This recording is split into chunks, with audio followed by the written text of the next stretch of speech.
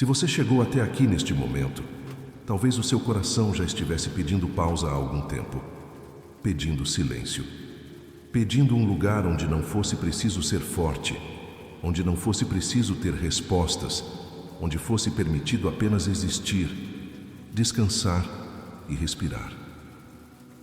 Talvez o dia de hoje tenha deixado marcas que ainda estão frescas. Talvez você tenha sorrido para pessoas sem que elas soubessem o quanto estava cansado por dentro.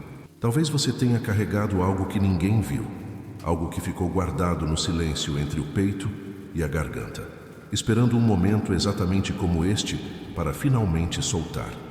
Este vídeo foi preparado com cuidado para acompanhar você nesta hora, não como ruído de fundo, mas como presença, como uma voz que chega perto e fica, que não cobra, que não julga, que simplesmente traz a palavra de Deus e a entrega ao seu coração.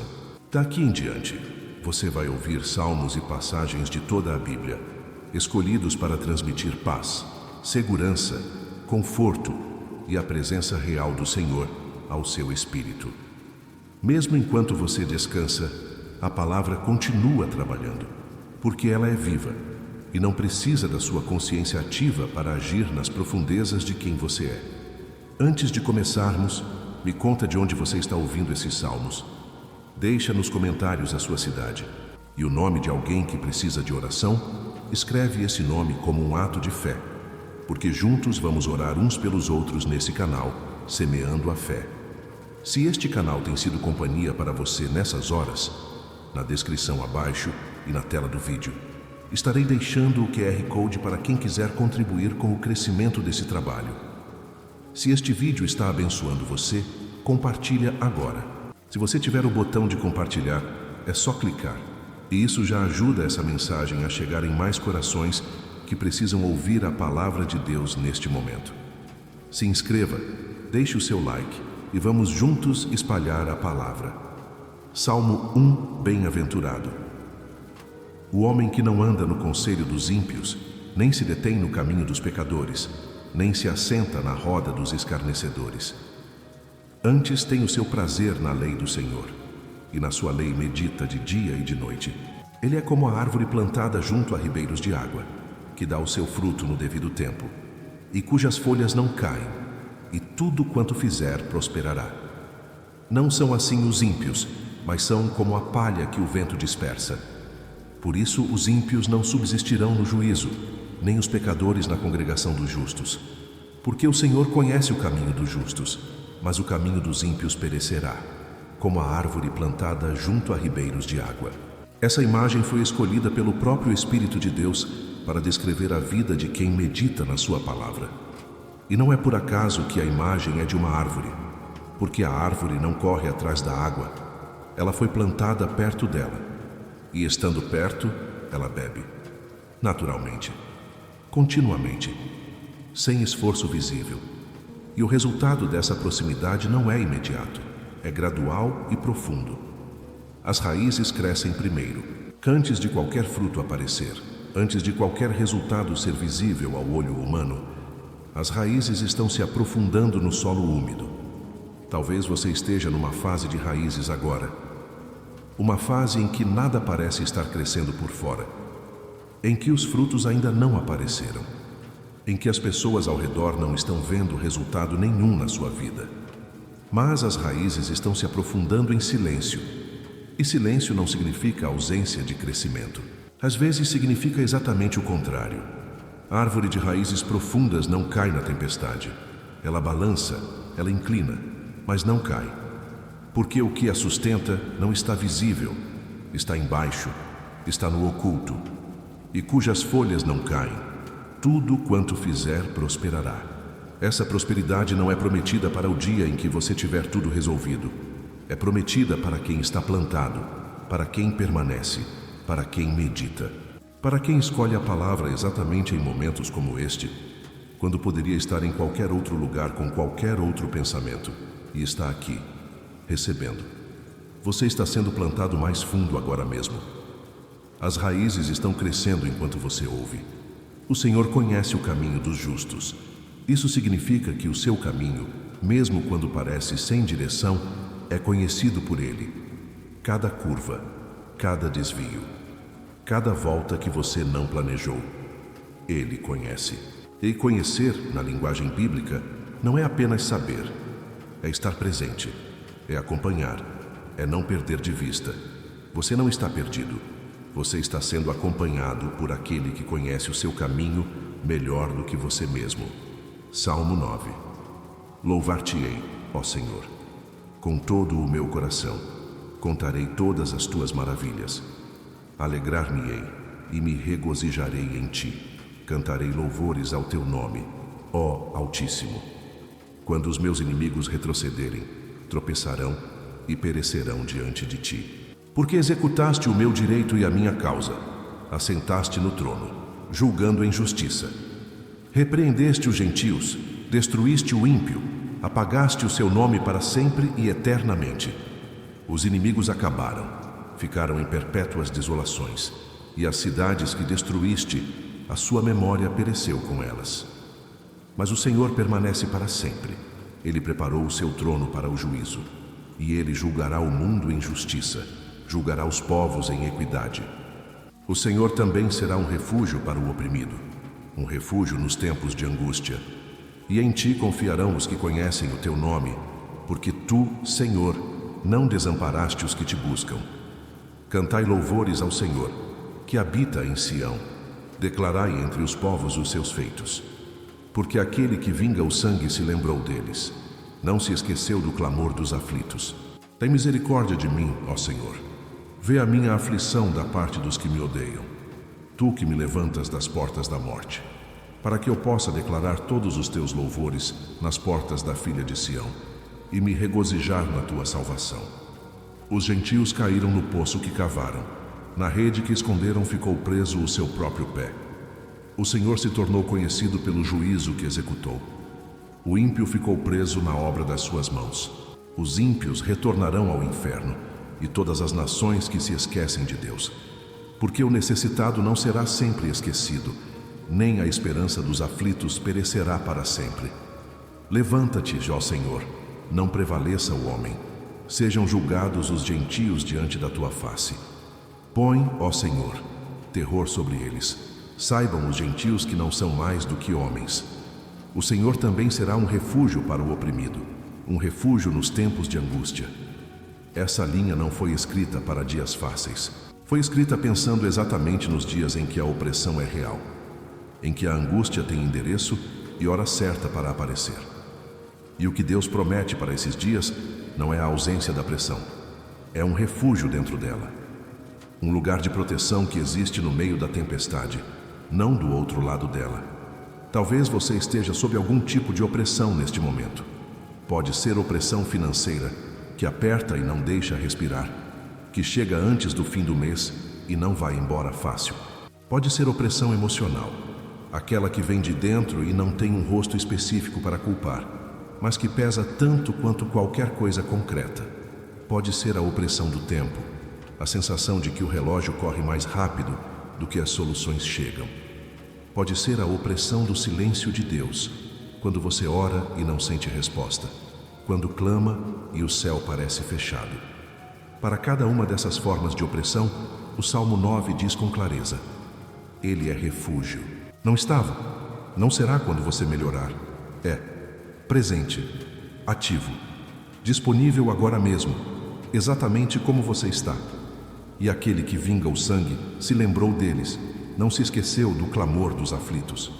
O seu clamor não foi esquecido, mesmo que você não tenha colocado em palavras ainda, mesmo que o clamor tenha saído em lágrimas em vez de frases, em suspiros em vez de orações elaboradas. Ele ouviu, ele se lembrou. Porque Deus não tem problema de memória quando se trata dos que clamam a Ele. A esperança dos aflitos não perecerá para sempre. Não perecerá. A sua esperança ainda está viva esta noite, mesmo que hoje ela pareça muito pequena, mesmo que você mal consiga senti-la. Ela ainda está ali, protegida, guardada nas mãos de quem prometeu que ela não acabaria. E Deus nunca prometeu o que não cumpriu. Salmo 19. Os céus declaram a glória de Deus, e o firmamento anuncia a obra das suas mãos. Um dia faz declaração a outro dia, e uma noite mostra sabedoria a outra noite. Não há linguagem, nem há palavras, e a sua voz não é ouvida. A sua linha se estende por toda a terra, e as suas palavras até ao fim do mundo. Eles preparou uma tenda para o sol, e este, como um noivo que sai do seu tálamo, alegra-se como homem forte para correr o seu caminho. A sua saída é desde uma extremidade dos céus, e o seu curso até a outra extremidade, e nada se esconde do seu calor. A lei do Senhor é perfeita, e refrigera a alma. O testemunho do Senhor é fiel, e dá sabedoria ao simples. Os preceitos do Senhor são retos, e alegram o coração. O mandamento do Senhor é puro, e ilumina os olhos. O temor do Senhor é limpo, e permanece para sempre. Os juízos do Senhor são verdadeiros, todos eles justos. São mais desejáveis do que o ouro, do que muito ouro refinado, e mais doces do que o mel e o destilar dos favos.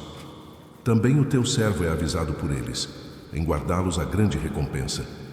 Quem pode entender os seus erros? Absolve-me das faltas que me são ocultas. Guarda também o teu servo das presunções, que não dominem sobre mim. Então serei íntegro, e estarei limpo de grande transgressão. Sejam agradáveis as palavras da minha boca e a meditação do meu coração diante de ti, ó Senhor, rocha minha e redentor meu. Os céus declaram a glória de Deus. Isso está acontecendo agora, neste exato instante, enquanto você ouve esta voz. Lá fora, o universo inteiro está em movimento declarando quem Ele é. As estrelas que você talvez não esteja vendo neste momento estão falando uma linguagem que não precisa de palavras. O sol que percorreu o céu hoje cumpriu o seu caminho como cumpre há milênios, sem falhar um único dia, sem atrasar um segundo, sem precisar ser lembrado de nascer. E tudo isso, a imensidão toda, funciona sob a mesma palavra que também governa a sua vida. A lei do Senhor é perfeita e refrigera a alma. Refrigera. Não apenas informa, não apenas instrui.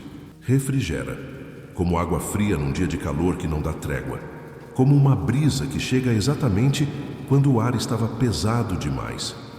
A palavra que você está recebendo agora não é só conhecimento espiritual que entra pela mente, é refrigério que desce pela alma. É alívio para um cansaço que palavras humanas não conseguem alcançar. Os preceitos do Senhor são retos e alegram o coração. Não apenas orientam, alegram. Há uma alegria que nasce do contato com a palavra. Não a alegria ruidosa das circunstâncias favoráveis, mas a alegria quieta de quem sabe que está no lugar certo, ouvindo a voz certa. E mais doces do que o mel e o destilar dos favos. Isso é uma comparação sensorial. O escritor quer que você sinta o sabor da palavra.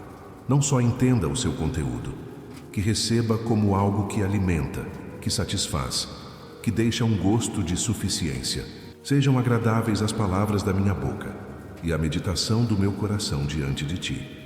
Isso é uma oração de rendição, de alguém que reconhece que o que sai da boca e o que fica no coração precisam estar alinhados com Deus para fazerem sentido. Rocha minha e redentor meu. Duas coisas que o salmista precisava naquele momento: firmeza e resgate. Firmeza para não ser movido pelo que balança. Resgate para o que já tinha sido perdido ou comprometido. Friele encontrou as duas coisas na mesma pessoa. Você também pode encontrar, agora, neste momento, rocha, redentor. As duas coisas juntas, disponíveis para você. Salmo 24. Do Senhor é a terra e a sua plenitude, o mundo e os que nele habitam. Porque ele a fundou sobre os mares e a estabeleceu sobre os rios. Quem subirá ao monte do Senhor? E quem estará no seu santo lugar? O que é limpo de mãos e puro de coração, que não levanta a sua alma à vaidade, nem jura enganosamente. Este receberá a bênção do Senhor e a justiça do Deus da sua salvação. Esta é a geração dos que o buscam, dos que buscam a tua face, ó Deus de Jacó. Levantai, ó portas, as vossas cabeças, e levantai-vos, ó portas eternas, e entrará o Rei da Glória. Quem é este Rei da Glória? O Senhor forte e poderoso, o Senhor poderoso na batalha. Levantai, ó portas, as vossas cabeças, e levantai-vos, ó portas eternas, e entrará o Rei da Glória. Quem é este Rei da Glória? O Senhor dos Exércitos, Ele é o Rei da Glória. O Senhor dos Exércitos, Ele é o Rei da Glória. Essa declaração é feita 2 vezes no mesmo salmo. Não por descuido, mas porque há coisas que precisam ser ditas 2 vezes para que o coração realmente ouça. O Senhor dos Exércitos, não o Senhor dos momentos tranquilos apenas. Não o Senhor das situações fáceis. O Senhor dos Exércitos, o que entra nas batalhas, o que é poderoso na guerra, o que não recua diante do inimigo. E este Rei da Glória, com toda essa autoridade, com todo esse poder de batalha, está pedindo entrada. Levantai, ó portas, as vossas cabeças, as portas do seu coração, as portas da sua mente, as portas das áreas da sua vida que você manteve fechadas, talvez por medo, talvez por mágoa, talvez por não acreditar mais que alguém digno de confiança poderia entrar. Ele está do lado de fora pedindo passagem. E a forma como ele pede é reveladora. Não arromba, não força, não invade. Pede, levantai as portas. O movimento é seu, a decisão é sua. Mas quem está do lado de fora esperando é o Rei da Glória. Do Senhor é a terra e a sua plenitude, o mundo e os que nele habitam. Tudo que existe pertence a Ele, incluindo a situação que está te preocupando, incluindo o problema que parece não ter saída, incluindo o relacionamento que está difícil, incluindo a área financeira que está pressionando. Tudo é dele, e o dono de tudo está pedindo entrada na sua vida, não para tomar, para cuidar, para resolver, para trazer a plenitude que só o dono pode trazer. Esta é a geração dos que o buscam, dos que buscam a tua face. Você faz parte dessa geração. Você está buscando agora. E quem busca, encontra. Sempre. Salmo 32. Bem-aventurado aquele cuja transgressão está perdoada, cujo pecado está coberto. Bem-aventurado o homem a quem o Senhor não imputa iniquidade e em cujo espírito não há engano. Quando me calei, envelheceram os meus ossos pelo meu mugir todo o dia.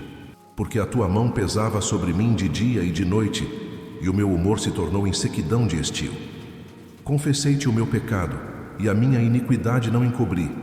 Disse: confessarei ao Senhor as minhas transgressões, e tu perdoaste a iniquidade do meu pecado. Por isso todo o piedoso orará a ti em tempo oportuno, e ainda que as grandes águas se aumentem, não chegarão até ele. Tu és o meu esconderijo, tu me preservarás da angústia, tu me cercarás de cânticos de livramento. Instruir-te-ei e ensinar-te-ei o caminho que deves seguir. Com os meus olhos sobre ti te aconselharei. Não sejais como o cavalo e a mula, que não têm entendimento, cuja boca é travada com freio e cabresto, para que não se aproximem de ti. Muitas dores haverá para o ímpio, mas o que confia no Senhor, a misericórdia o cercará. Alegrai-vos no Senhor e exultai, ó justos, e cantai com júbilo, todos vós que sois retos de coração. Quando me calei, envelheceram os meus ossos. Essa é a descrição mais honesta que já se escreveu sobre o peso de carregar algo que precisava ser entregue. O silêncio sobre o que dói não produz paz, produz envelhecimento, produz sequidão, produz um tipo de cansaço que vai além do físico, que toca os ossos, que toca o que está mais fundo. Talvez você conheça esse peso. Talvez exista algo que você tem guardado, não porque não seja importante, mas porque parece grande demais para ser dito, ou porque você se acostumou com o peso a ponto de não perceber mais que está curvado. E o que o salmista descobriu, depois de um tempo carregando em silêncio, foi que a solução não era suportar melhor, era confessar. Confessei-te o meu pecado, e tu perdoaste a iniquidade do meu pecado. A sequência é direta e poderosa. Confissão, perdão, sem etapa intermediária de penitência, sem período de prova, sem espera para merecer. Confissão e perdão. E depois da confissão, o que muda? Tu és o meu esconderijo, tu me preservarás da angústia, tu me cercarás de cânticos de livramento. O mesmo Deus que ouviu a confissão se torna esconderijo. O mesmo que perdoou passa a preservar. O mesmo que removeu o peso passa a cercar com cânticos, cânticos de livramento ao redor de quem estava preso. Isso é o que acontece quando o que estava guardado finalmente é entregue. A misericórdia o cercará. Não o visitará ocasionalmente. Cercará. Em todos os lados. Como os montes ao redor de Jerusalém. Essa misericórdia está disponível para você neste momento. O movimento é simples. Pare de carregar em silêncio. Diga a Deus o que está pesando. Não precisa ser uma oração elaborada. Pode ser só: Senhor, eu estava carregando isso. E receba o que sempre esteve esperando você chegar. Salmo 47. Povos todos, batei palmas. Aclamai a Deus com voz de júbilo. Porque o Senhor Altíssimo é tremendo, Rei grande sobre toda a terra. Ele sujeitou os povos debaixo de nós e as nações debaixo dos nossos pés. Ele escolheu para nós a nossa herança, a excelência de Jacó, a quem amou. Deus subiu com júbilo, o Senhor com o som de trombeta. Cantai louvores a Deus, cantai louvores. Cantai louvores ao nosso Rei, cantai louvores. Porque Deus é o Rei de toda a terra. Cantai louvores com entendimento. Deus reina sobre as nações. Deus está assentado no seu santo trono. Os príncipes dos povos se ajuntaram com o povo do Deus de Abraão, porque os escudos da terra pertencem a Deus. Ele é muito exaltado. Deus reina sobre as nações. Essa declaração foi feita por pessoas que viveram sob impérios humanos, que conheceram o peso de regimes que pareciam invencíveis, que viram reinos que pareciam eternos.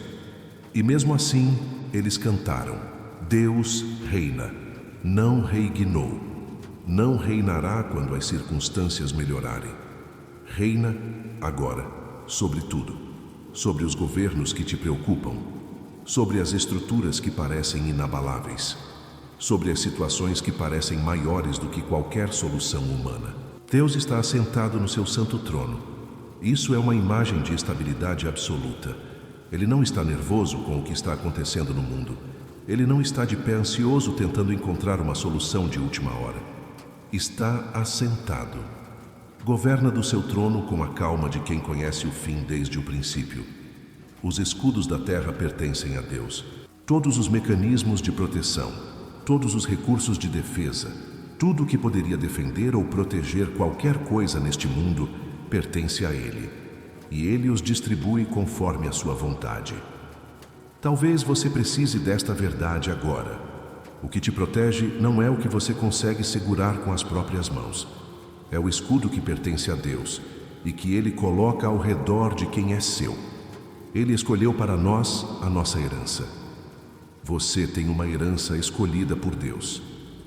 Não improvisada, não por acaso, escolhida, com cuidado, com propósito, com o conhecimento de tudo que você seria e passaria. E essa herança não pode ser roubada, não pode ser cancelada, não pode ser perdida, porque foi Ele quem escolheu. O que Deus escolheu permanece. Descanse nessa segurança. Salmo 65. A ti louvor aguarda em Sião, ó Deus, e a ti se cumprirão os votos. Tu que ouves a oração, a ti toda a carne virá. As iniquidades prevaleceram contra mim, mas as nossas transgressões tu as perdoarás. Bem-aventurado aquele que tu escolheres e fizeres chegar a ti, para que habite nos teus átrios. Seremos satisfeitos com os bens da tua casa, com o santo do teu templo. Com coisas tremendas em justiça nos responderás, ó Deus da nossa salvação, que és a esperança de todos os fins da terra e dos que estão no mar distante, que com a sua força fundou os montes, cingido de poder, que aplaca o bramido dos mares, o bramido das suas ondas e o tumulto dos povos. Os que habitam nos fins da terra temerão os teus sinais. Tu fazes regozijar as saídas da manhã e da tarde. Tu visitas a terra e a regas abundantemente. Tu a enriqueces muito. O ribeiro de Deus está cheio de água. Tu preparas o grão deles quando assim a tens disposto, regando os seus sulcos, aplanando os seus torrões. Tu a amoleces com chuvas. Tu abençoas o que nela germina. Tu coroaste o ano da tua bondade, e as tuas veredas destilam fartura. Destilam sobre os pastos do deserto, e os outeiros se cingem de alegria. Os campos se vestem de rebanhos, e os vales se cobrem de trigo. Dão gritos de júbilo e também cantam. Tu visitas a terra e a regas abundantemente. Deus é descrito aqui não como um rei distante que emite decretos do alto, mas como alguém que visita, que chega, que entra em contato direto com o que precisa ser regado. Visita. E quando ele visita, rega. Quando ele rega, enriquece. Quando ele enriquece, o ribeiro fica cheio. Há uma sequência de provisão e abundância que começa com a visita de Deus. Talvez a sua terra esteja seca agora. Talvez uma área da sua vida, ou várias áreas, estejam passando por uma seca que você não sabe ao certo quando vai terminar. A área financeira pode estar árida. A área emocional pode estar com o solo rachado de tão seco. A área espiritual pode estar sentindo uma seca de presença, um silêncio que não era esperado. Mas o Deus do Salmo 65 visita terras secas. Não evita, visita.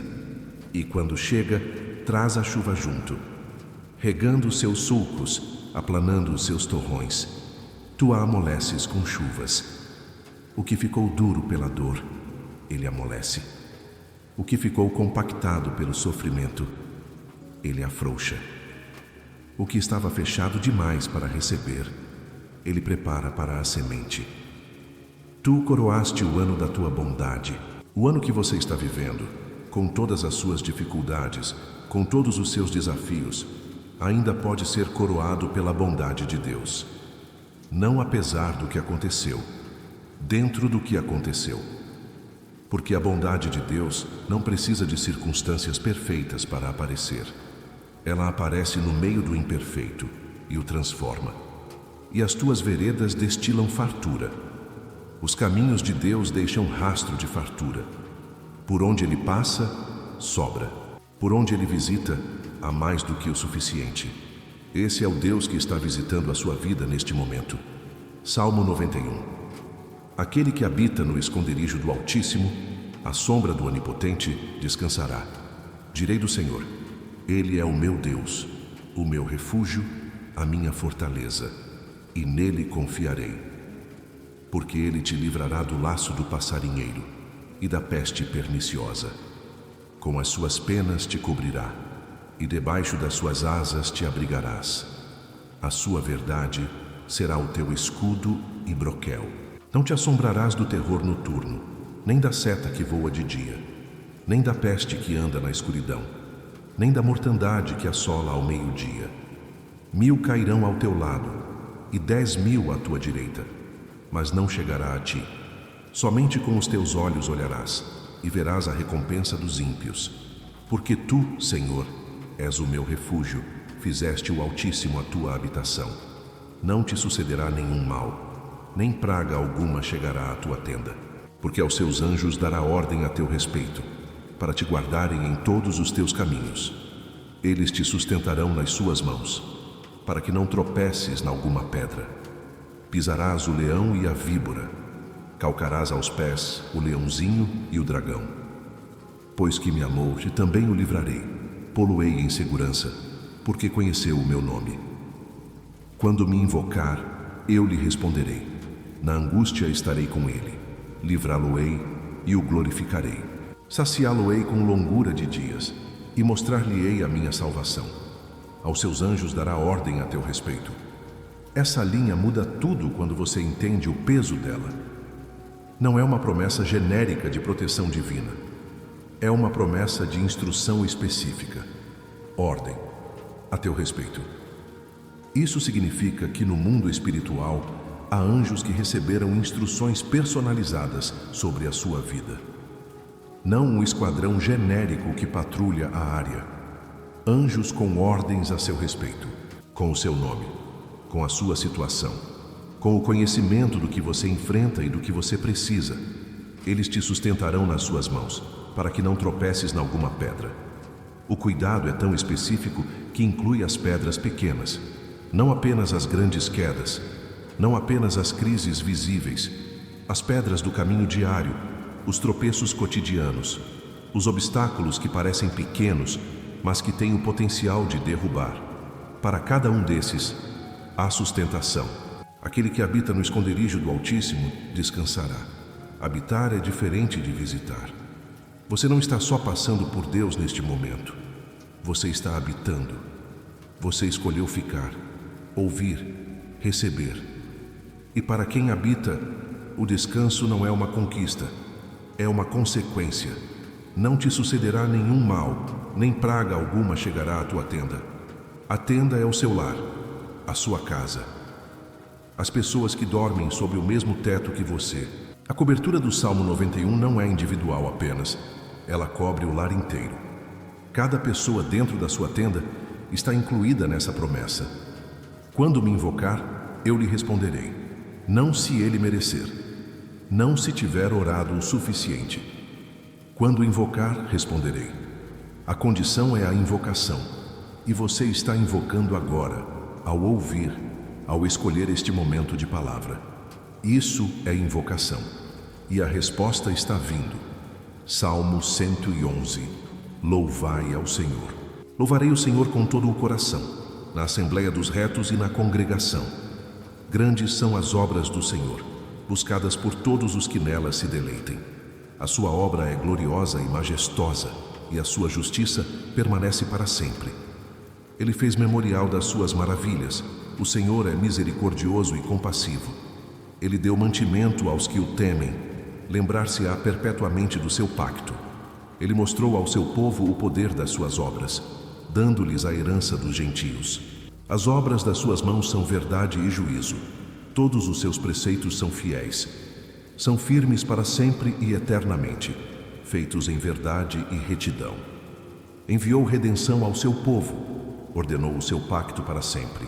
Santo e tremendo é o seu nome. O temor do Senhor é o princípio da sabedoria.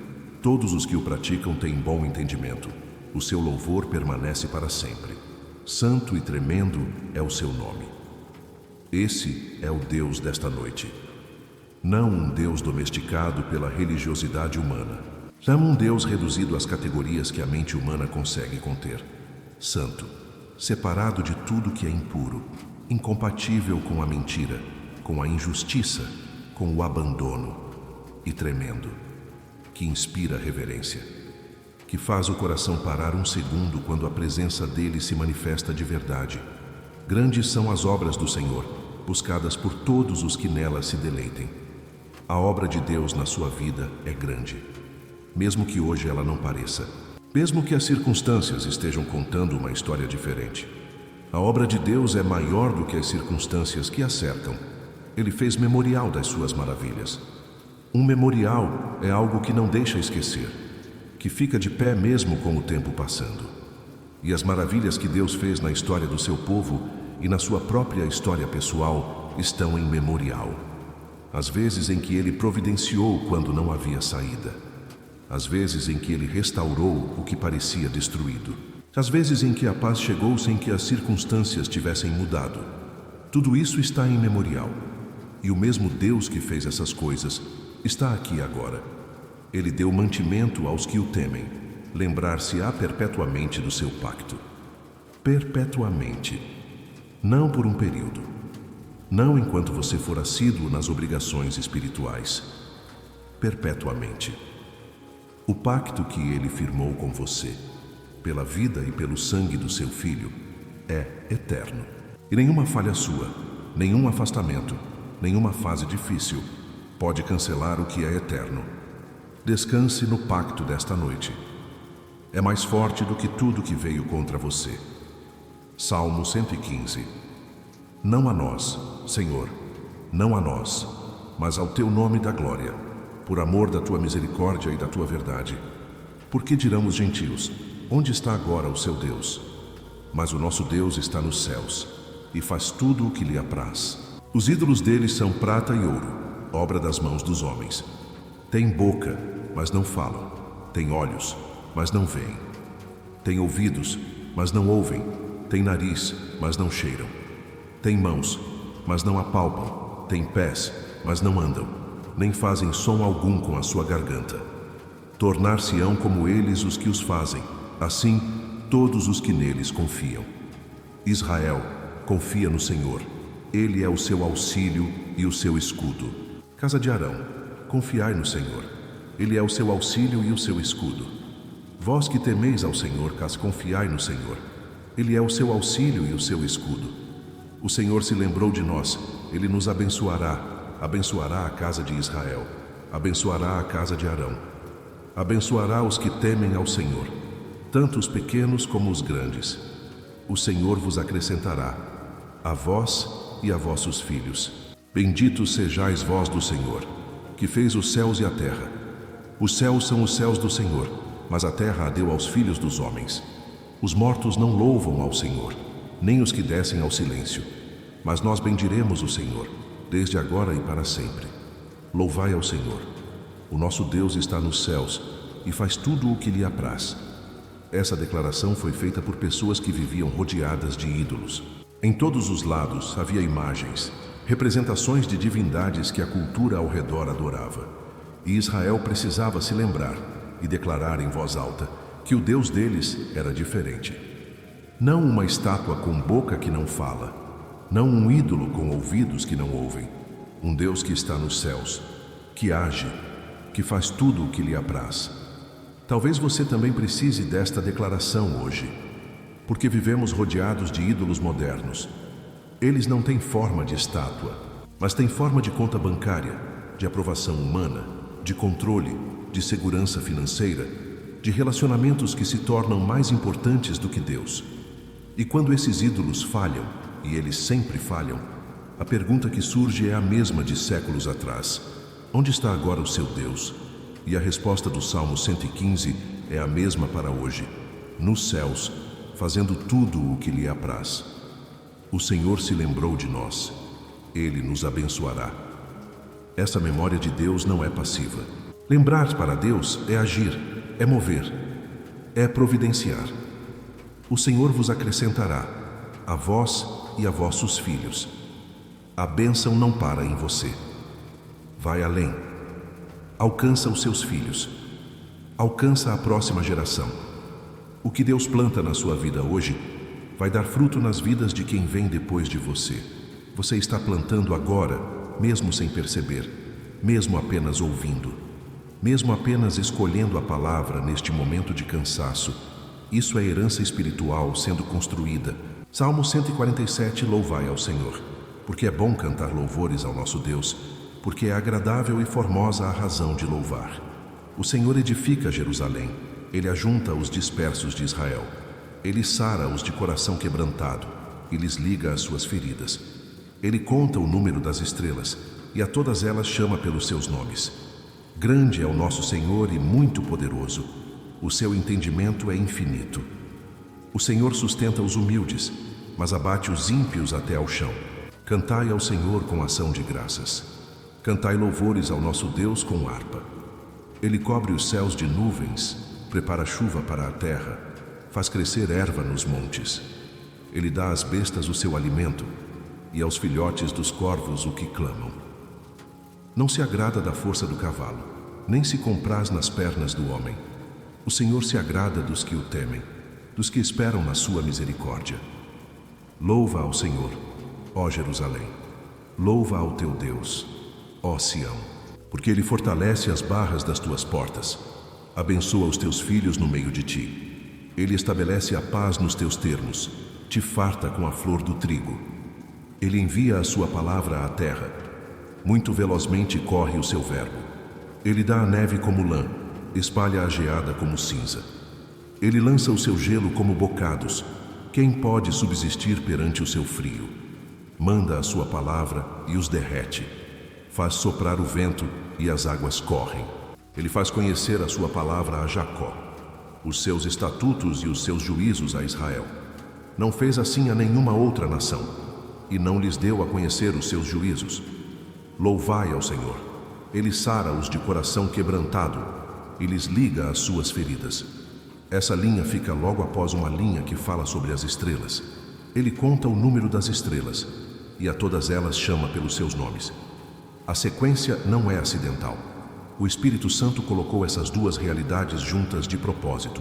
O mesmo Deus que tem capacidade de conhecer e nomear cada uma das bilhões de estrelas do universo, esse mesmo Deus para e cuida de corações quebrantados. Não delega, não terceiriza. Ele sara, ele liga as feridas. Como um médico que se abaixa e examina com cuidado, que não tem pressa, que conhece o que está machucado e age especificamente sobre aquela ferida. Talvez o seu coração esteja quebrantado hoje. Talvez exista uma ferida que você pensou que tinha cicatrizado e que em algum momento recente foi reaberta. Talvez exista uma dor que você guarda tão bem que as pessoas ao redor não percebem, mas que está lá, presente, doendo no silêncio. Ele sabe, ele vê e ele sara. O Senhor se agrada dos que o temem, dos que esperam na sua misericórdia, não dos que são mais fortes, não dos que têm mais fé visível, dos que esperam na sua misericórdia. Esperar na misericórdia é reconhecer que você precisa dela. É chegar sem performance, sem lista de méritos e dizer: eu preciso da tua misericórdia. E Deus se agrada disso. Ele fortalece as barras das tuas portas, abençoa os teus filhos no meio de ti. O seu lar tem uma proteção sobre ele. As portas do seu lar têm barras fortalecidas por Deus. Os seus filhos, os que dormem sob o seu teto, estão abençoados pelo mesmo Deus que conta as estrelas. Descanse nessa cobertura esta noite. Agora, as passagens de outros livros da Bíblia que chegam até você neste momento com a mesma força e a mesma unção. Gênesis 28:15. Eis que estou contigo, e te guardarei por onde quer que fores, e te farei tornar a esta terra, porque não te deixarei até que haja feito o que te hei dito. Deus falou isso para Jacó numa noite em que ele estava sozinho no meio do caminho, fugindo, sem certeza do que vinha pela frente, dormindo sobre pedras num lugar chamado de nada. E foi exatamente ali, no nada, que o céu se abriu. Eis que estou contigo. Não estarei quando você chegar ao destino. Não estive quando você era diferente. Estou, agora, aqui, contigo, neste lugar que você nunca teria escolhido. Por onde quer que fores. Isso cobre o lugar onde você está hoje, o lugar onde você vai estar amanhã. Os lugares que você ainda não conhece, mas que o caminho vai trazer. Não te deixarei até que haja feito o que te hei dito. Essa é uma promessa de conclusão. Deus não começa obras e as abandona no meio. Ele termina o que começou. E o que ele disse sobre a sua vida, sobre o seu futuro, sobre o seu propósito, está sendo cumprido. Não no seu tempo, no tempo dele, que é sempre o tempo certo. Talvez você esteja dormindo sobre pedras agora, numa fase que você nunca teria escolhido, num lugar que parece o nada, mas o céu ainda se abre sobre lugares assim. E a voz que disse a Jacó: estou contigo, está dizendo a mesma coisa a você agora. Êxodo 14:14. O Senhor pelejará por vós, e vós vos calareis. Moisés disse isso ao povo com o exército egípcio atrás e o mar na frente. Não havia saída humana, não havia estratégia militar possível, não havia recurso suficiente. E a instrução de Deus para aquele momento impossível foi a mais difícil de todas: calar. O Senhor pelejará por vós e vós vos calareis, porque há batalhas que você vence lutando e há batalhas que você vence parando, calando a ansiedade que quer fazer algo, calando o medo que quer fugir, calando a voz interior que diz que se você não resolver, ninguém vai resolver. E nesse silêncio, nessa entrega ativa de quem parou de tentar carregar o que não era seu, Deus age. O mar abre. O impossível acontece. Talvez a sua batalha desta noite não precise de mais esforço seu. Talvez precise de mais silêncio, mais entrega, mais confiança de que aquele que abriu o mar pode abrir o que está fechado na sua vida. O Senhor pelejará por vós. Ele já entrou na batalha. Você pode parar de lutar sozinho agora. Rute 2:12. O Senhor te recompense o que fizeste, e seja cumprido o teu galardão da parte do Senhor Deus de Israel, debaixo de cujas asas vieste buscar refúgio. Boaz disse isso a Rute, uma mulher que havia deixado tudo: seu país, sua família, seus deuses, tudo que era familiar e seguro, e foi com nada nas mãos seguir uma sogra viúva para uma terra estrangeira, sem garantia, sem plano concreto, apenas fé.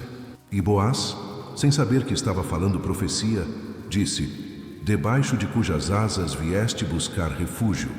O refúgio de Deus é descrito como asas, proteção que envolve, que aquece, que cobre. E Rute havia escolhido esse refúgio mesmo sem saber exatamente o que ele significaria. O Senhor te recompense o que fizeste. Deus vê as suas escolhas de fé. Vê quando você escolheu o certo, mesmo sendo difícil. Vê quando você amou quem era difícil de amar. Vê quando você ficou quando era mais fácil ir. Vê quando você confiou quando todas as evidências eram contra. E Ele recompensa. Não sempre imediatamente, mas fielmente. Seja cumprido o teu galardão. O galardão que está sendo cumprido sobre a sua vida pode não ter chegado ainda na forma que você espera, mas está vindo. E quando chegar, vai cobrir tudo que você investiu de fé nos tempos em que não havia garantia. 1 Samuel 2:8. Ele levanta o pobre do pó, e ao necessitado tira do monturo, para os fazer assentar com príncipes e herdar o trono da glória, porque do Senhor são as colunas da terra, e sobre elas pôs o mundo. Ele levanta o pobre do pó. Deus não começa do topo, começa do pó, do lugar mais baixo, do lugar que a sociedade ignora, que o sistema descarta, que as pessoas passam sem olhar.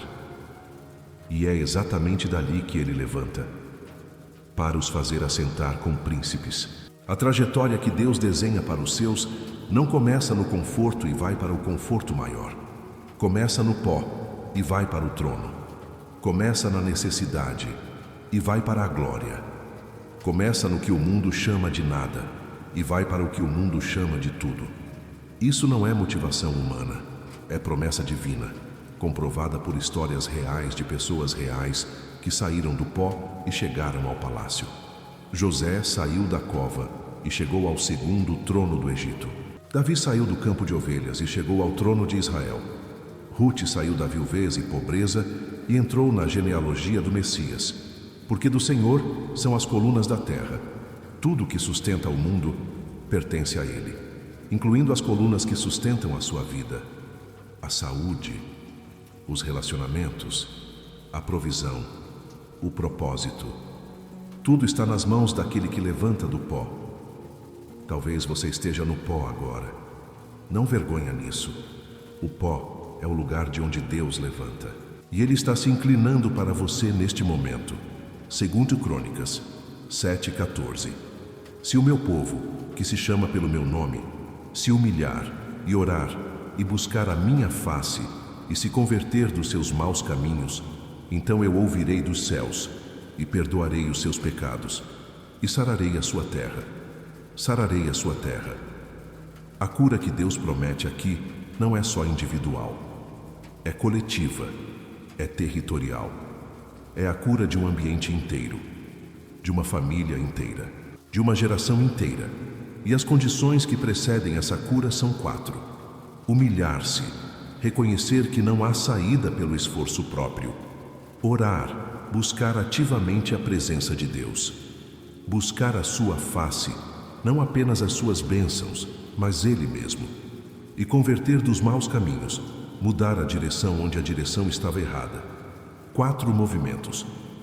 Nenhum deles é impossível. Todos eles são escolhas. E quando essas escolhas são feitas, a resposta de Deus é tripla e completa. Eu ouvirei, perdoarei, sararei. Ouvir, perdoar, sarar. Da crise para a cura em 3 atos divinos. Talvez você precise da cura de uma terra hoje. A terra do seu casamento, a terra da sua família, a terra da sua saúde, a terra das suas finanças, a terra da sua mente. Essas condições estão ao alcance do seu coração agora. A humildade de estar aqui ouvindo já é parte do movimento. Continue. Neemias 8:10.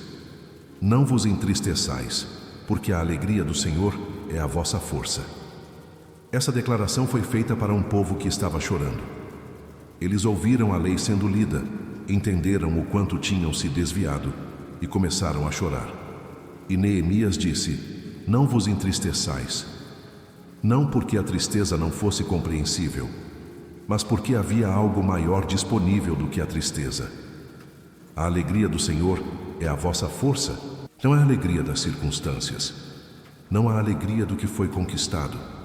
A alegria do Senhor, que é diferente de todas as outras formas de alegria, porque não depende do que está acontecendo. Ela nasce de saber quem Deus é, de ter a certeza de que Ele não falha, de repousar na fidelidade de um Deus que esteve com seu povo no deserto por 40 anos, que abriu mares, que fez brotar água de pedras, que nunca foi pego de surpresa por nenhuma crise. Essa alegria produz força. Não a força que vem da adrenalina do momento. A força que sustenta nos longos processos. A força que não acaba quando o entusiasmo passa. A força que está presente nas manhãs difíceis depois das noites longas. Talvez você esteja precisando dessa força agora. Ela não vem de dentro de você. Vem da alegria que nasce de conhecê-lo. E conhecer começa com ouvir. Você está ouvindo. Esther 4:14. E quem sabe se para tal tempo como este chegaste ao reino? Mardoqueu disse isso a Esther, quando ela hesitou em ir ao rei. Quando o medo parecia maior do que a missão. Quando o risco parecia grande demais para ser assumido. E ele colocou uma pergunta que mudou tudo. E quem sabe se para tal tempo como este chegaste ao reino? Talvez você esteja neste momento da sua vida, num tal tempo como este, sem entender completamente por quê, sem ver claramente o propósito, sem ter certeza se você é a pessoa certa para o que está sendo pedido. Mas o que Mardoqueu disse a Esther, o Espírito Santo está dizendo a você agora. Você não chegou até aqui por acaso. A fase que você está vivendo, com todos os seus desafios, com todas as suas exigências, foi permitida porque há algo que só você pode fazer neste momento. Há uma intercessão que só você pode fazer. Há uma presença que só a sua pode estar em determinado lugar. Há um propósito que não pode ser cumprido por mais ninguém, porque foi desenhado especificamente para você, para tal tempo como este. Não tenha medo do momento. Você foi feito para ele. Jó 19:25 e 19:26. Eu sei que o meu Redentor vive e que por último se levantará sobre o pó. E depois de consumida esta minha pele, ainda em minha carne verei a Deus. Jó disse isso no meio do sofrimento mais intenso que uma pessoa pode imaginar. Havia perdido os filhos, a saúde, as posses. Os amigos que deveriam consolá-lo vieram acusá-lo. E do meio desse monte de perdas, do fundo daquele poço sem fundo, saiu uma declaração que desafiou tudo o que estava acontecendo. Eu sei que o meu Redentor vive. Não esperava viver. Sabia que vive. Presente, ativo. Não um Redentor histórico que foi bom no passado. Um Redentor que vive agora. E depois de consumida esta minha pele, ainda em minha carne, verei a Deus. No meio da destruição do seu corpo, Jó afirmava que veria a Deus. Que a história não terminava no sofrimento. Que havia um encontro garantido do outro lado de tudo aquilo. Talvez o seu sofrimento hoje não seja parecido com o de Jó. Mas talvez você também esteja num momento em que precisa afirmar o que sabe, mesmo que o que sente seja diferente.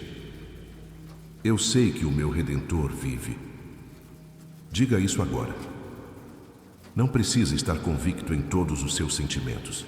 Precisa declarar o que sabe. E o que você sabe, quando declarado, começa a transformar o que você sente.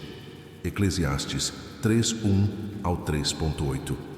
Tudo tem o seu tempo determinado, e há tempo para todo o propósito debaixo do céu. Há tempo de nascer e tempo de morrer, tempo de plantar e tempo de arrancar o que se plantou, tempo de matar e tempo de curar, tempo de derrubar e tempo de edificar, tempo de chorar e tempo de rir, tempo de prantear e tempo de saltar de alegria, tempo de espalhar pedras e tempo de ajuntar pedras, tempo de abraçar e tempo de afastar-se de abraços, tempo de buscar e tempo de perder, tempo de guardar e tempo de lançar fora, tempo de rasgar e tempo de coser, tempo de calar e tempo de falar, tempo de amar e tempo de odiar, tempo de guerra e tempo de paz. Tudo tem o seu tempo determinado. Essa é talvez a verdade mais libertadora de Eclesiastes, e ao mesmo tempo a mais difícil de receber quando você está dentro de um tempo que não gostaria de estar. Porque quando o tempo é de choro, é difícil confiar que há um tempo de riso vindo. Quando o tempo é de derrubar, é difícil imaginar o tempo de edificar. Quando o tempo é de perder, é difícil acreditar no tempo de buscar e encontrar. Mas a sabedoria deste texto não está em negar a realidade do tempo difícil. Está em afirmar que ele é determinado, tem início, tem fim, não é eterno, e que há um propósito debaixo do céu para cada um desses tempos. Nenhum tempo na sua vida é desperdício, nem o tempo de choro, nem o tempo de silêncio, nem o tempo de espera que parece que não vai terminar. Cada um desses tempos está sendo usado, formando, construindo, preparando o terreno para o que vem depois. O agricultor que planta entende isso melhor do que ninguém. Ele não entra em pânico quando chega o inverno. Ele sabe que o inverno tem função, que o frio prepara o solo para a primavera, que sem o inverno a semente não germina da mesma forma.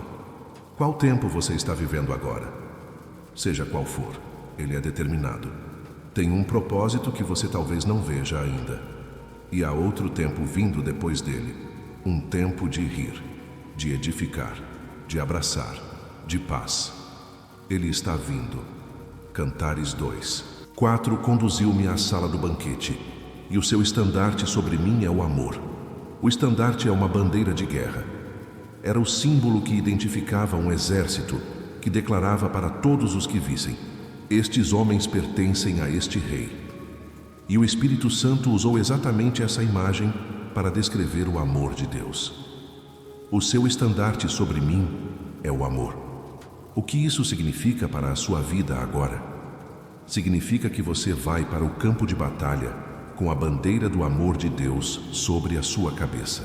Que todo o mundo espiritual vê essa bandeira, que o inimigo vê essa bandeira, que as circunstâncias não têm poder para arrancar essa identificação. Você pertence ao rei, e o rei hasteou o seu estandarte sobre você. Conduziu-me à sala do banquete, não ao campo de batalha diretamente, à sala do banquete primeiro, ao lugar de farta e de comunhão e de descanso. Deus não manda você para a guerra sem primeiro te banquetear, sem primeiro te fortalecer, sem primeiro te mostrar quão grande é o seu amor por você. Talvez você esteja precisando desta sala do banquete agora, precisando sentar à mesa, precisando receber antes de ser enviado de volta para as exigências da vida. Você está nessa sala agora. A palavra é o banquete, a presença de Deus é a mesa, e o estandarte hasteado sobre você é amor. Isaías 9. 6. Porque um menino nos nasceu, um filho se nos deu, e o principado está sobre os seus ombros, e o seu nome será Maravilhoso, Conselheiro, Deus Forte, Pai da Eternidade, Príncipe da Paz. Príncipe da Paz.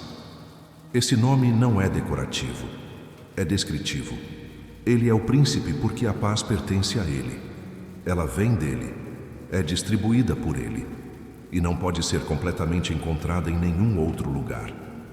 Maravilhoso, Conselheiro, para as decisões que você não sabe como tomar, para os caminhos que parecem impossíveis de escolher, para as situações que pedem sabedoria que você não tem. Deus forte, para os momentos em que a sua força acabou, para os dias em que você chegou ao limite e ainda havia mais pela frente, para as batalhas que são grandes demais para o tamanho humano, Pai da eternidade, para a solidão que acompanha quem se sente sem pai, para a orfandade emocional de quem nunca teve um pai presente, para a necessidade de ser visto, conhecido e amado por uma figura paterna que não falha. E o principado está sobre os seus ombros, não sobre os seus, que são ombros humanos e cansados, sobre os ombros dele, o peso do governo, o peso da administração do seu futuro, o peso do que ainda está por vir. Está sobre os ombros daquele que tem força para carregar e nenhum peso cansa. Você pode descarregar esta noite. Isaías 54. 10. Porque os montes se retirarão e os outeiros serão removidos, mas a minha benignidade não se retirará de ti, nem o meu pacto de paz se removerá, diz o Senhor, que tem misericórdia de ti. Os montes se retirarão. Coisas que parecem permanentes, que parecem eternas, que parecem impossíveis de mover, se retirarão. Montes, grandes, sólidos, estabelecidos há milênios, se retirarão. Isso coloca em perspectiva o que parece inamovível na sua vida.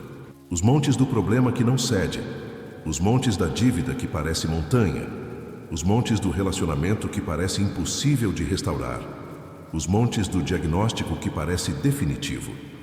Todos esses montes, a palavra de Deus os chama de provisórios, se retirarão. Mas a minha benignidade não se retirará de ti. Enquanto os montes cedem, a benignidade de Deus permanece. Enquanto as circunstâncias mudam, o amor dele não muda. Nem o meu pacto de paz se removerá. O pacto de paz, um acordo firmado em sangue, que garante paz entre você e Deus, que garante que a guerra espiritual já foi vencida, que garante que o inimigo não tem a última palavra sobre a sua vida. Esse pacto não é removível, não por circunstância, não por falha, não por tempo. Diz o Senhor que tem misericórdia de ti. Ele mesmo afirma quem ele é nessa relação, o que tem misericórdia, não o que tem paciência limitada. O que tem misericórdia, que é inesgotável, que se renova, que persiste além do razoável. Descanse no pacto desta noite. Jeremias 33:3. Clama a mim, e eu te responderei, e te anunciarei coisas grandes e ocultas que não sabes, coisas grandes e ocultas. Deus está guardando revelações para quem clama, não informações genéricas, coisas ocultas, coisas que estão além do alcance da inteligência humana, perspectivas que só Ele pode dar sobre a situação que você está vivendo, sabedoria que não está disponível em nenhuma fonte humana. E a condição para receber essas revelações é uma só: clamar. Clamar é diferente de pedir educadamente. Clamar é invocar com urgência, com necessidade real, com a consciência de que sem a resposta dele, não há saída. E Deus promete: eu te responderei. Não talvez. Não se eu achar conveniente. Eu responderei. Futuro do presente, garantido, sem condição adicional além do clamor. Talvez você precise desta promessa para algo específico que está enfrentando. Uma decisão que precisa ser tomada e que você não sabe como tomar. Uma situação que parece não ter saída visível. Uma área da vida que clama por iluminação. Clama. Agora. Em silêncio, se preferir. Com as palavras que tiver. Com as que não tem. Clama. E espera as coisas grandes e ocultas que só Deus pode revelar. Ezequiel 37:4-37. 6. E ele me disse: profetiza sobre estes ossos e dize-lhes: ó ossos secos, ouvi a palavra do Senhor. Assim diz o Senhor Deus a estes ossos: eis que farei entrar em vós o Espírito, e vivereis. E porei sobre vós nervos, e farei crescer sobre vós carne, e vos cobrirei de pele, e porei em vós o Espírito, e vivereis, e sabereis que eu sou o Senhor. O vale dos ossos secos. Essa visão foi dada para descrever um povo que havia perdido toda a esperança.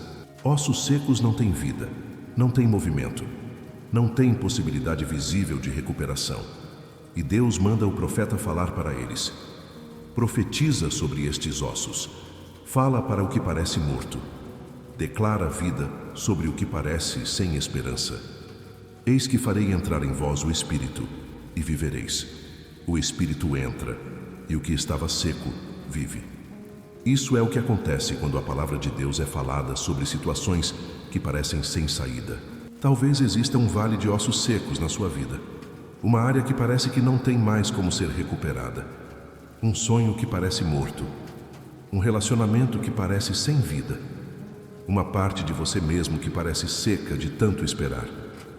E Deus está mandando a palavra agora sobre esse vale. Porei sobre vós nervos e farei crescer sobre vós carne. A restauração é progressiva e completa. Primeiro os nervos, a estrutura. Depois a carne, a substância. Depois a pele, a cobertura. E por fim o espírito, a vida. Passo a passo, camada por camada. Até que o que estava completamente morto esteja completamente vivo. Isso está acontecendo na sua vida agora, mesmo que você não veja ainda. Oséias 6:1 e 6.2. Vinde, e tornemos ao Senhor, porque Ele despedaçou, e nos sarará, feriu, e nos atará. Depois de 2 dias nos dará vida, ao terceiro dia nos ressuscitará, e viveremos diante dEle. Ele despedaçou, e nos sarará. Essa é uma das afirmações mais desafiadoras de toda a profecia bíblica, porque ela sugere que às vezes o que parece destruição tem permissão divina, que às vezes o que quebrou, quebrou porque Deus permitiu que quebrasse. Não porque Ele é cruel, porque o que estava formado de forma errada precisa ser desfeito antes de ser refeito. O cirurgião corta para curar, o fogo refina para purificar. E às vezes, o que parece despedaçamento é o começo do processo de saragem. E nos atará. A mesma mão que permitiu a ferida é a mão que faz a atadura. Isso significa que Deus não abandona no processo que Ele mesmo iniciou. Depois de 2 dias nos dará vida. Ao terceiro dia nos ressuscitará.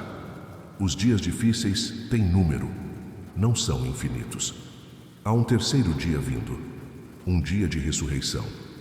Um dia em que o que estava morto levanta, em que o que estava seco floresce, em que o que parecia acabado começa. E viveremos diante dele. Não apenas sobrevivemos, viveremos diante dele, na presença dele, com a plenitude que só a presença dele pode oferecer. O terceiro dia está vindo para você. Amós 9:13 e 9:14. Eis que dias vêm, diz o Senhor, em que o lavrador seguirá de perto o segador, e o que pisa as uvas ao que lança a semente, e os montes destilarão mosto, e todos os outeiros se derreterão. E farei tornar o cativeiro do meu povo Israel, e eles reedificarão as cidades assoladas e as habitarão, e plantarão vinhas e beberão o seu vinho, e farão pomares e comerão o seu fruto. Eis que dias vêm. Essa é a linguagem da esperança profética. Dias que ainda não chegaram, mas que são tão certos que Deus fala deles no presente. Dias em que o lavrador seguirá de perto o segador, imagem de uma colheita tão abundante que não há intervalo entre plantar e colher. Normalmente há meses entre o plantio e a colheita, mas Deus está descrevendo uma temporada de provisão tão abundante que o ciclo se encurta, que a bênção vem antes do esperado. E farei tornar o cativeiro do meu povo. Você pode estar no cativeiro agora, não de grades e correntes, o cativeiro da dívida que prende, o cativeiro da doença que limita, o cativeiro do passado que não deixa avançar, o cativeiro do medo que bloqueia. E Deus está prometendo: farei tornar, restaurarei, trouxe de volta. Eles reedificarão as cidades assoladas e as habitarão. O que foi destruído será reedificado, não por força própria, mas pelo poder de Deus que restaura o que estava arrasado. E plantarão e colherão, trabalho com resultado, esforço com fruto, semente que germina e dá retorno. Esses dias estão vindo para você. Eles são tão certos que Deus os anuncia agora. Miqueias 7:7 ao 7. Mas eu, pelo Senhor, atalaiarei. Esperarei no Deus da minha salvação. O meu Deus me ouvirá. Não te alegres sobre mim, ó minha inimiga, porque ainda que eu haja caído, me levantarei. Ainda que habite nas trevas, o Senhor será a minha luz. Sofrerei a indignação do Senhor, porque pequei contra ele, até que julgue a minha causa e me faça justiça. Ele me tirará para a luz, e eu verei a sua justiça. Ainda que eu haja caído, me levantarei. Essa é a declaração de quem entende que cair não é o fim, que tropecei não é a mesma coisa que fui derrotado, que errei não é a mesma coisa que terminei, porque entre cair e ficar há uma escolha, e a escolha de levantar, quando feita em Deus, tem uma garantia: o Senhor será a minha luz. Nas trevas, quando você não consegue ver o caminho, quando a situação não tem clareza, quando o futuro parece obscuro, o Senhor será a minha luz. Não procurarei outra fonte de luz. Não tentarei iluminar o caminho com os meus próprios recursos. Ele será. Mas eu, pelo Senhor, atalaiarei. Atalaia é quem está de guarda, de vigia, esperando o que vem. Não com ansiedade, com expectativa de fé. Esperarei no Deus da minha salvação. O meu Deus me ouvirá. 3 declarações de fé no mesmo versículo. Atalaiarei. Esperarei. Me ouvirá. São 3 posturas que transformam a espera em fé ativa. Ele me tirará para a luz, e eu verei a sua justiça. A justiça de Deus sobre a sua situação está vindo. O que foi injusto será corrigido. O que foi torto será endireitado. O que foi roubado será restituído. Porque Ele faz justiça. Sempre. Malaquias 3. 10 Trazei todos os dízimos à casa do tesouro, para que haja mantimento na minha casa. E provai-me nisto, diz o Senhor dos Exércitos, se eu não vos abrir as janelas dos céus, e não derramar sobre vós uma bênção, até que não haja lugar suficiente para recebê-la. Esta é a única passagem da Bíblia onde Deus diz: provai-me. Em todos os outros lugares, provar a Deus é proibido. Mas aqui, Deus mesmo faz o convite. Me prove. Confie o suficiente para dar, e então observe o que acontece. E a promessa que vem depois é uma das mais extravagantes de toda a Escritura. Janelas dos céus, não uma torneira gotejando, janelas abertas, bênção derramada, até que não haja lugar suficiente para recebê-la. O problema não será a falta de bênção, será a falta de espaço para conter o que vem. O Senhor dos Exércitos, que é o Deus que governa os exércitos do céu com toda a autoridade e poder, está por trás desta promessa. Não um Deus menor. O Senhor dos Exércitos. Talvez a sua área financeira esteja pressionada. Talvez o fim do mês chegue antes do fim do dinheiro. Talvez você esteja num ciclo de escassez que parece sem saída. Essa promessa foi dada exatamente para esses momentos. Não como fórmula mágica, como convite de fé. O Deus que derrama está esperando a abertura que a sua fé cria. Lucas 12:32. Não temais, ó pequeno rebanho, porque ao Pai vosso pareceu bem dar-vos o reino. Ao Pai vosso pareceu bem. Isso não foi uma decisão difícil para Deus. Não foi algo que ele fez relutantemente após muita consideração. Pareceu bem. É uma expressão de prazer, de alegria em dar. O Pai que dá o reino não está dando o mínimo necessário, está dando o máximo possível, o reino inteiro, para o pequeno rebanho. Pequeno, não enorme, não poderoso aos olhos do mundo. Pequeno. Talvez você se identifique com o pequeno rebanho hoje. Talvez você olhe para a sua vida e veja algo que parece pequeno demais para importar. Uma fé que parece pequena, uma influência que parece pequena, recursos que parecem pequenos. E Jesus diz exatamente para esse rebanho pequeno: não temais, porque ao Pai pareceu bem dar-vos o reino. O tamanho do rebanho não determina o tamanho do presente. O presente é determinado pelo tamanho do coração do Pai que dá.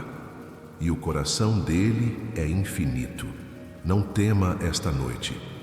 O reino está sendo dado.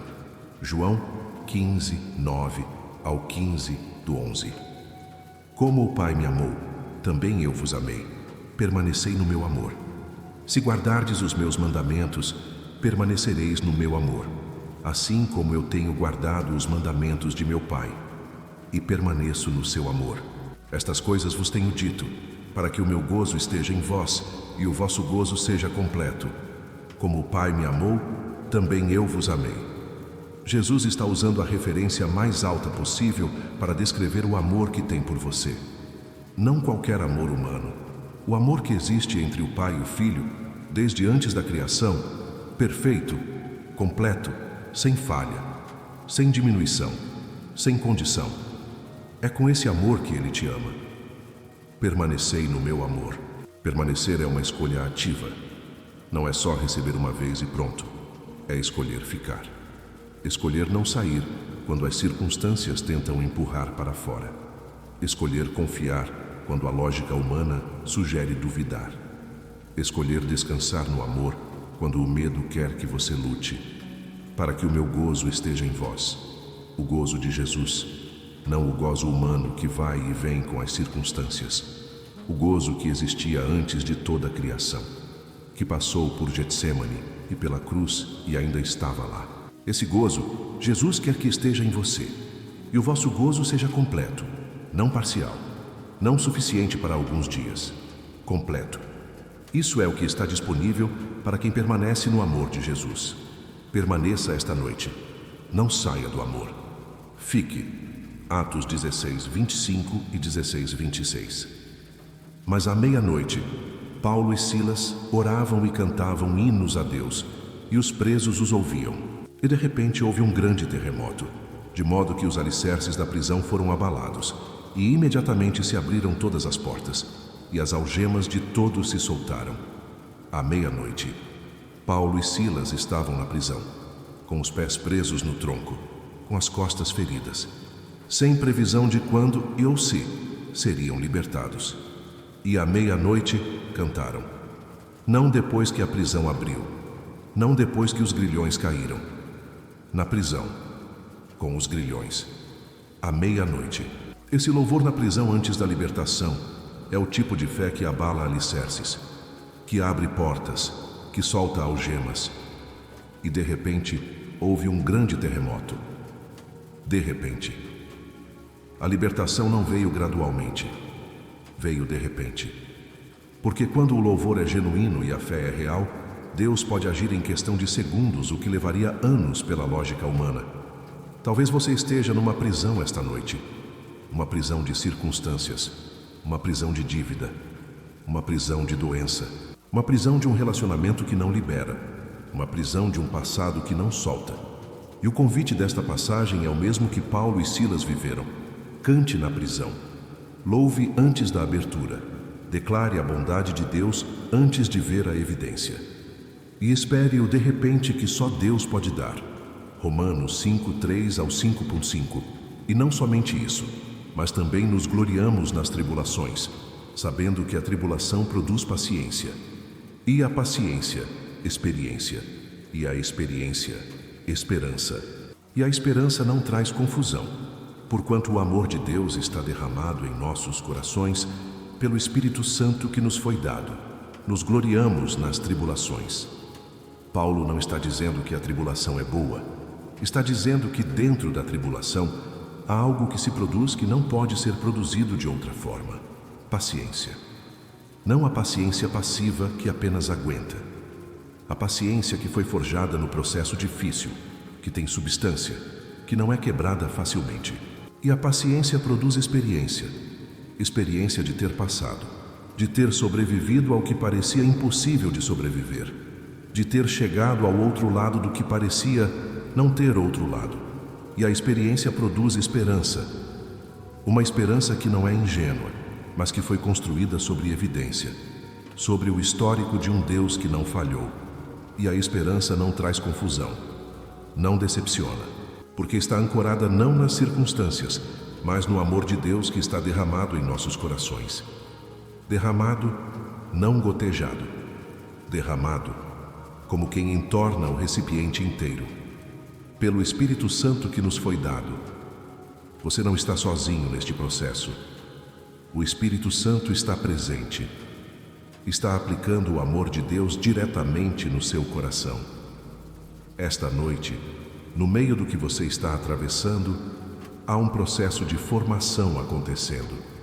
Paciência sendo construída, experiência sendo acumulada, esperança sendo fortalecida. Você está sendo formado para algo maior do que imagina. 2 Coríntios 12:9. E disse-me: a minha graça te basta, porque o meu poder se aperfeiçoa na fraqueza. De boa vontade me gloriarei nas minhas fraquezas, para que em mim habite o poder de Cristo. A minha graça te basta. Deus disse isso a Paulo depois que ele pediu 3 vezes para que um espinho fosse removido. 3 vezes. Não foi descuido de Deus.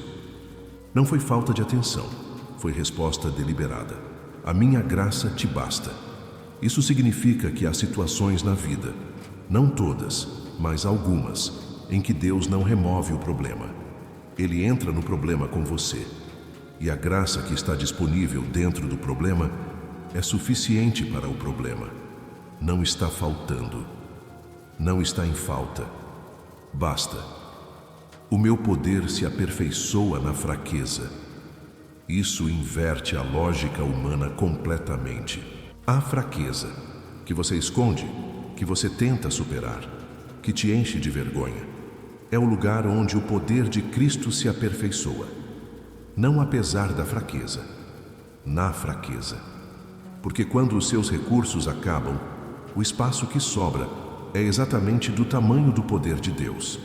E quando o poder de Cristo opera no espaço da fraqueza humana, o resultado é além do que qualquer força humana poderia produzir. De boa vontade me gloriarei nas minhas fraquezas. Isso é liberdade. Não precisar mais fingir força que não tem. Não precisar mais sustentar a aparência de que está tudo bem. Poder dizer, estou fraco. E saber que exatamente aí o poder de Cristo encontra morada. Efésios 6:10 ao 6:13. Quanto ao mais, irmãos meus, fortalecei-vos no Senhor e na força do seu poder. Revesti-vos de toda a armadura de Deus, para que possais estar firmes contra as astutas ciladas do diabo. Porque não temos que lutar contra a carne e o sangue, mas contra os principados, contra as potestades, contra os príncipes das trevas desta século, contra as hostes espirituais da maldade nos lugares celestiais. Portanto, tomai toda a armadura de Deus, para que possais resistir no dia mau, e havendo feito tudo, ficar firmes. Havendo feito tudo, ficar firmes. Essa instrução é para o dia em que você já fez tudo o que sabia fazer. Já orou, já jejuou, já confessou, já declarou, já esperou, já tentou. E ainda assim, a situação não cedeu. E o que Paulo diz para esse momento não é, tente mais. É, fique firme. Havendo feito tudo, fique. Não corra. Não desista. Não abandone a posição. Apenas fique. Porque manter a posição depois de ter feito tudo é em si um ato de fé poderoso. Não temos que lutar contra a carne e o sangue. O que parece ser um problema humano, muitas vezes tem uma dimensão espiritual.